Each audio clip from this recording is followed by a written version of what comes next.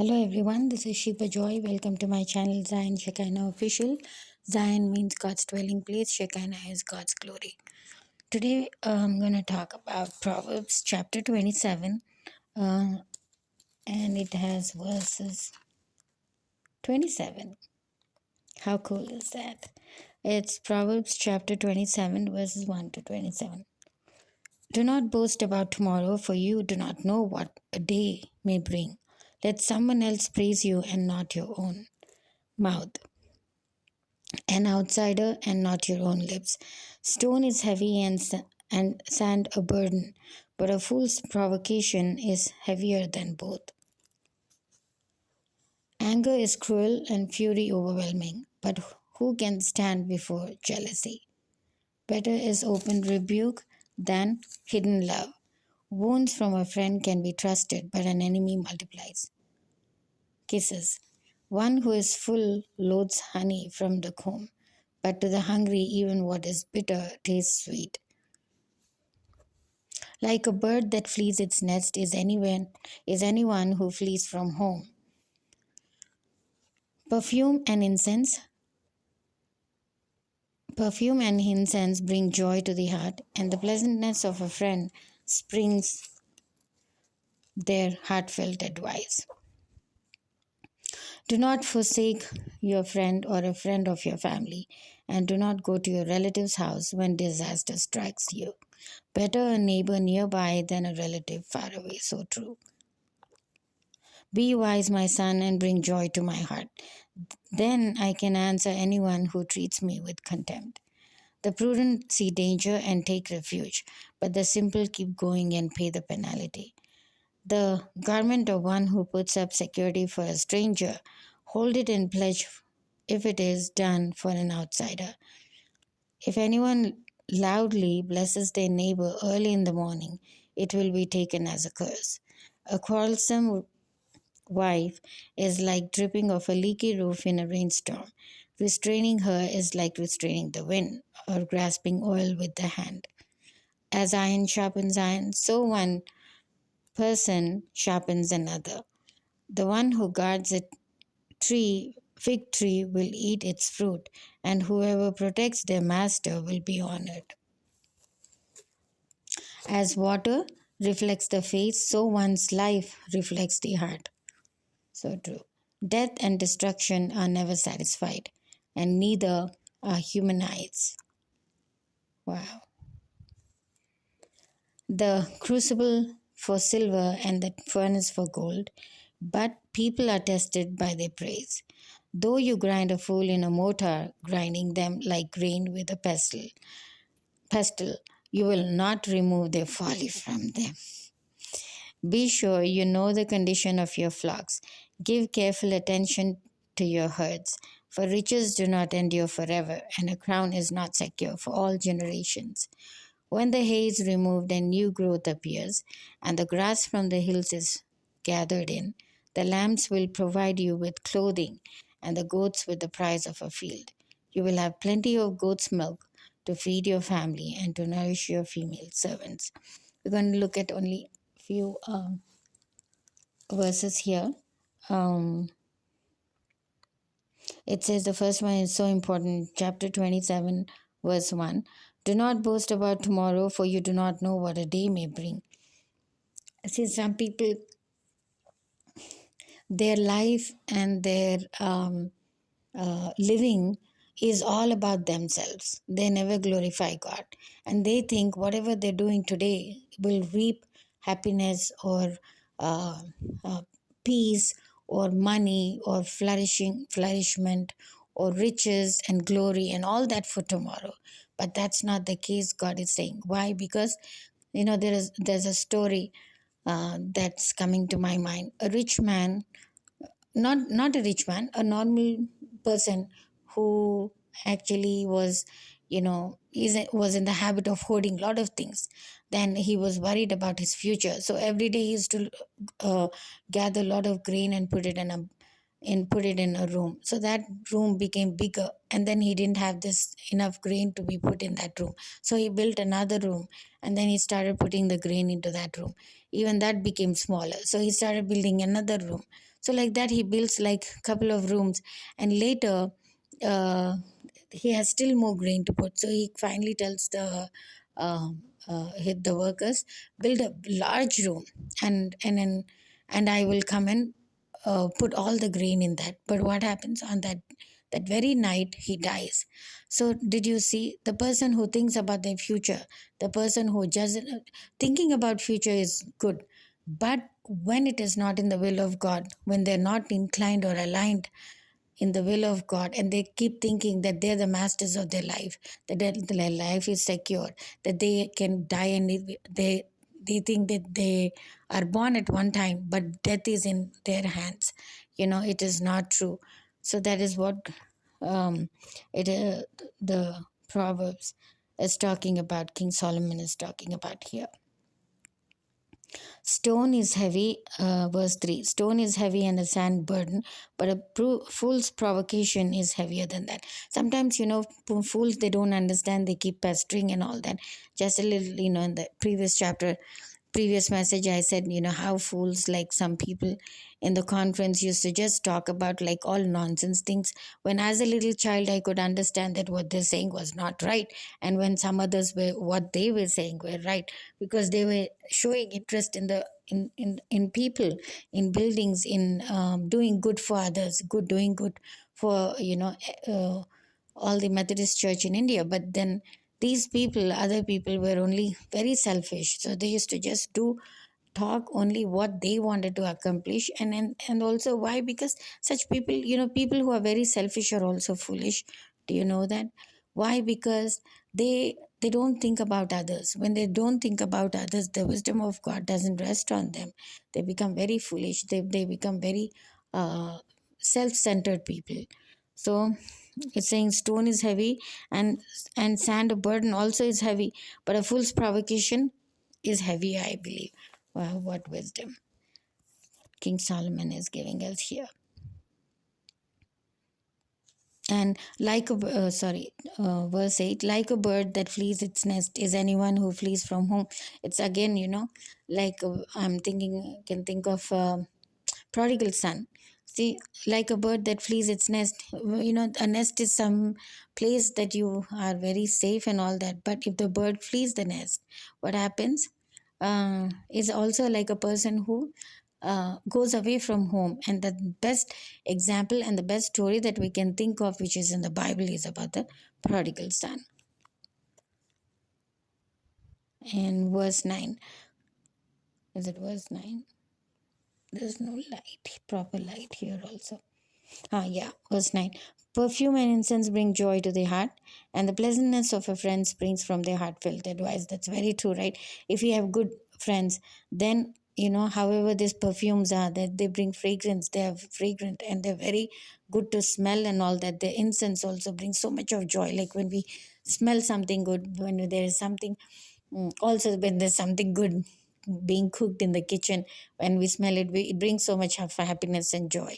And also when there's perfume and there's fragrance, if our spirits are light, we feel joy, we feel very happy about being very pleasant. It creates a pleasantness in the room, and good aroma in the room and all that. So um, King Solomon is comparing the pleasantness of that kind of a friend, of a good friend, to a good friend. So when a good friend also gives advice, from the heartfelt advice, from the advice that he gives from his heart or her heart, is like all this aroma, and also the perfume and the incense that we have in the houses. And I really like incense and perfumes and all that here, because really lifts our spirits, and makes us feel really good and all that. So yeah. 17. um, as iron sharpens iron, so one person sharpens another. I mean, this verse is like another verse that we read in the previous chapters of Proverbs. As iron sharpens iron, so also a good friend sharpens uh, another friend.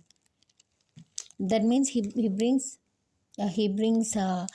clear understanding or clarity to his friend. And verse 9, what is this? Verse 18. The one who guards a fig tree will eat its fruit, and whoever protects the master will be honored. See, this is a very good verse because um, when a person is given, when a servant or when a son or daughter, or when a subordinate is given the task to uh, guard something or do something or write something or do some task or do some activity or do some job for that particular situation, when they do all those things, what will happen? It is a boon to that company, or it is a boon to that church, or it is a good thing what they have done, and they have done well. It is the pastor feels good, or the boss feels good, or the master feels good, or the landlord feels good. So anything that when they feel good, what happens to this person who is under them? They get honored. Or a mother feels good when a child does good, and what does the mother do? She gives the blessings. Father feels good when the son does something good. What does the father do? He gives blessings. He almost like treats him as his equal. So that is the blessing and the honor that comes when a subordinate, in whichever field or relationship or scenario or situation it is, but when they do that, the subordinates will be honored because they have what they have done. They've done what their master, father, mother, or any one who was over them has given them to do what they wanted to be done. And another thing is 19. As what this is also a very nice verse. As water reflects the face, so one's life reflects the heart. So true, right? When we see in the water, we have a reflection there. We see our face there. So also one's life reflects the heart. That means, the way they live, it reflects their heart. If they live in a very selfish way, it reflects their life. In their life it can be seen. If they live in a very prideful way, it can be seen in their life. They'll be prideful, they'll be arrogant and all that. Also, if they live very foolishly, how do you see them? They're very foolish, they're paupers, they're misers, they're not good people. I mean, they're very foolish people. But if they're very wicked people, that also shows in their life. They might conceal a lot, they might be very conniving, as we have seen in the other chapter 26, but it will be reflected in their life automatically. Why? Because, see, when God made good and bad, when God made holy and unholy, things were seen immediately, wasn't it? Because I can see the example of Lucifer. Lucifer was very good in the heavens, but when he was prideful, when God pushed him down, uh, he became so he became Satan, right? So immediately it was seen by all the nations, by the entire creation of God. It was seen that Lucifer had become evil, had become wicked. So that reflects in their life, whoever it may be, whatever it is, whatever way they want to show their life, their life reflects the heart. Why? Because as face is the index of mind, heart is also the reflection of life. The way whatever goes in the see, heart is very important. Why? Because people say, don't think from your mind to love a person, don't think from your mind to hate a person, don't think from your mind to do right or wrong from the person, because mind will tell a lot of do's and don'ts, which are also maybe right most of the time, but also wrong at some in some cases and scenarios.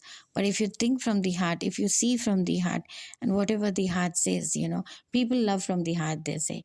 Why? Because love is pure, love is God, God is love. So that's why they say, love from the heart, not from the mind, because mind can say many things of doing yes and no, no's and all that. But when you have the heart to love, then there is no barrier there. There is no constriction there. There is no restriction there. So that's why heart is a very important thing that God created. That's why God said to King Solomon, this also I'm being reminded now, just now, that not King Solomon, sorry, King David, he said, you're a man after, King David was known by God as a man after God's own heart, right? Not God's own mind or God's own body or God's own spirit, but after God's own heart. So that's so important. And death, 20 verse, death and destruction are never satisfied, and neither are human eyes. Wow, that's so true, isn't it? Because death and destruction are never satisfied. Like, death has no satisfaction to whatever amount or space or thing it is given, right? Because continuously they die. That means it's a non ending thing, and destruction is something that is very continuous but it never dies, right? It's always like it's on a continuous motion, um, till Jesus comes back. Then that everything is going to change. That's another thing. But are neither are human eyes. Why? Because when people see, and they all the time they see things, they want those things, they hope for those things, they like those things, they positively also it can affect, but also negatively also it can affect. When so the human eyes are always like craving for something, because they're always seeing, they're always wanting to. So that is what King Solomon is talking about. Though you grind a fool in a mortar, grinding them like grain with a pestle, you will not remove their folly from them. How true it is, right? So the proverb is talking about foolish people. Even though we grind them in the mortar, like grinding them like a grain, like so small, and that too with the pestle, like pounding them and grinding them and all that, still their foolishness will not be removed, I believe. So it's also very, we're laughing, but when it comes to people not understanding and acting foolish, it's very, very irritating. And we feel like, thrashing them to the wall or hitting them so bad and all that stuff. Because but the thing is, it's not just an action that is felt, it's because they are like that. So here this verse suffices those actions, right? I mean, not exactly suffice, but I'm saying they're in correlation on those actions. It's like, though you grind a fool in a mortar, grinding them like a grain with a pestle, you will not remove their folly from them. How true is that? So, and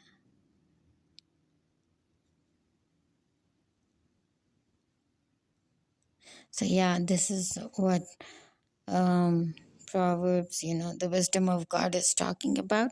And may the Lord bless this word. Thank you so much for listening. Thank you.